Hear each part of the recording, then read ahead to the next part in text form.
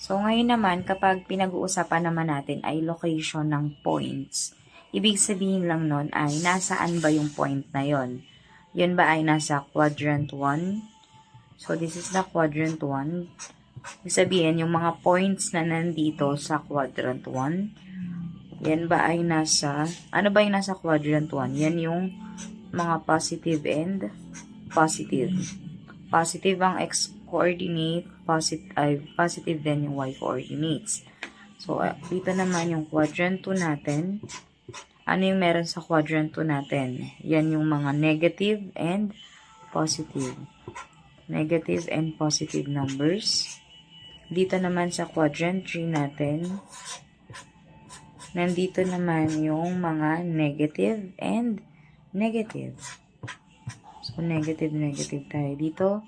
And then, dito naman sa quadrant 4, nandito naman yung mga positive and negative.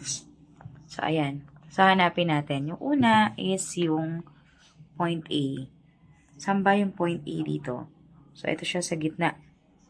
Nasa gitna siya, as in, sa x-axis na kay 0 siya. Sa y-axis na kay 0 siya.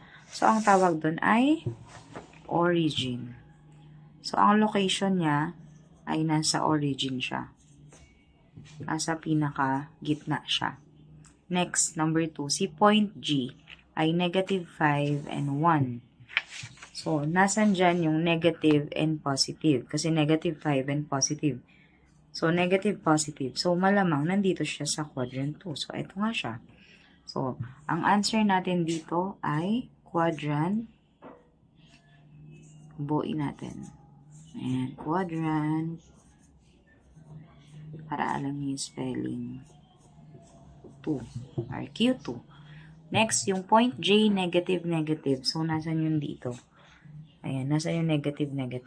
Ayun, nandito siya sa quadrant 3. So, lagay natin quadrant 3.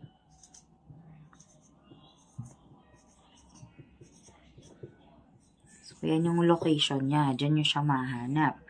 Then, si point H kaya nasaan? Point H ay negative 4 and 0. Si point H, negative 4, negative and 0. So, since si 0, wala siyang sign, hindi siya positive, hindi siya negative. So, nasan siya?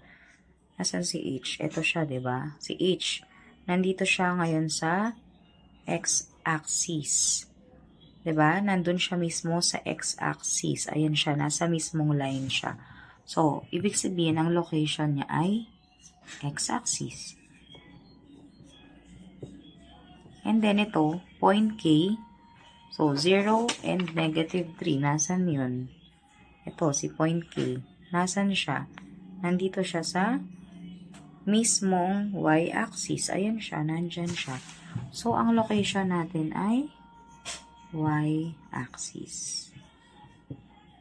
Okay, ayan naman yung sa mga location.